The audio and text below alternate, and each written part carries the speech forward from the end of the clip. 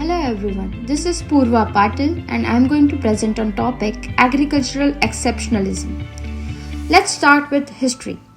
Lot of problems were faced by Dust Bowl farmers during the Great Depression.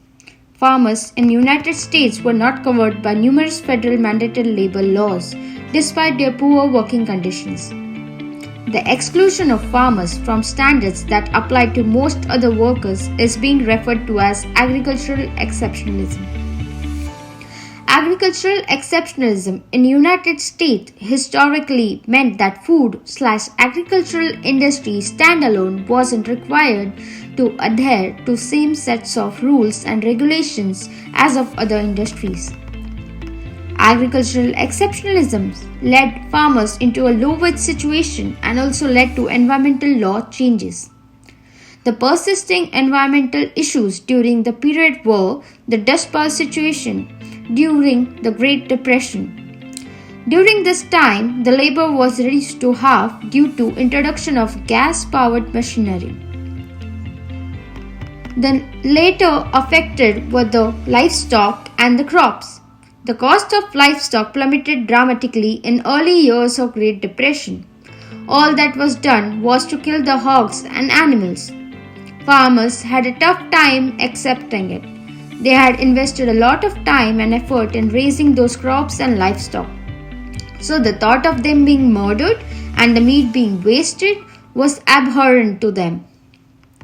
Many acts were introduced during the 1700s to 1900s of this era. The acts were the Land Ordinance of 1785, the Homestead Act in 1862, Agricultural Credits Act of 1923, Agricultural Marketing Act of 1929, Agricultural Adjustment Act of 1938, and Agricultural and Consumer Protection Act of 1973. But later, two new laws were introduced. Those were the Clean Water Act and the Clean Air Act. The Clean Water Act is main statute controlling the nation's waterways in terms of pollution control and quality of water.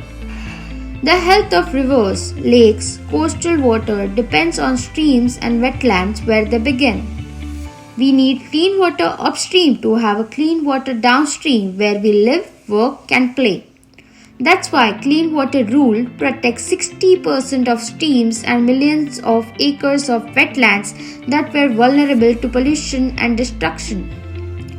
It also established conditions and permit for discharge of pollutants into the waters of United States under the National Pollution Discharge Elimination System, that is NPDES. Next is Clean Air Act. The Clean Air Act in United States is a law designed to control air pollution on national level. EPA regulates this law to protect public from airborne contaminants known to be hazardous to human health. By 2010, EPA estimated that Clean Air Act amendments had avoided almost 160,000 early deaths and saved $2 trillion by 2020 due to air quality improvement. The 1930s saw the implementation of number of federal labor laws, including well-known provisions like minimum wage requirement, overtime pay rules, and laws prohibiting child labor. But agricultural laborers were especially exempt from all of these laws. The Farm Bill was introduced during that era. The Farm Bill is a set of laws that is generally passed every 5 years and has significant impact on farming livelihoods, food production methods, and the types of food that are grown. It was enacted into law in December 2018 and it expires in 2023. The Farm Bill now will pay for common commodities, food stamps, and nutrition programs. Later, the question was asked if the post-exceptionalism situation would be the same as pre-exceptionalism.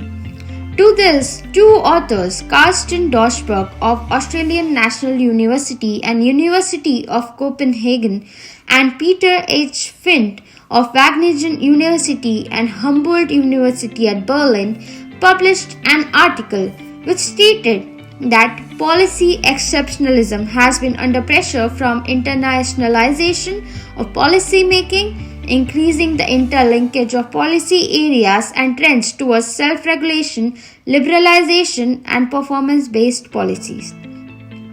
Also, the concept of post-exceptionalism provides a broader and more nuanced perspective on policy transition processes than typically found in studies of policy change. It promises to be useful to understand changes not just in agricultural and food policy but in other domains of transforming welfare states as well. Thank you for watching this video.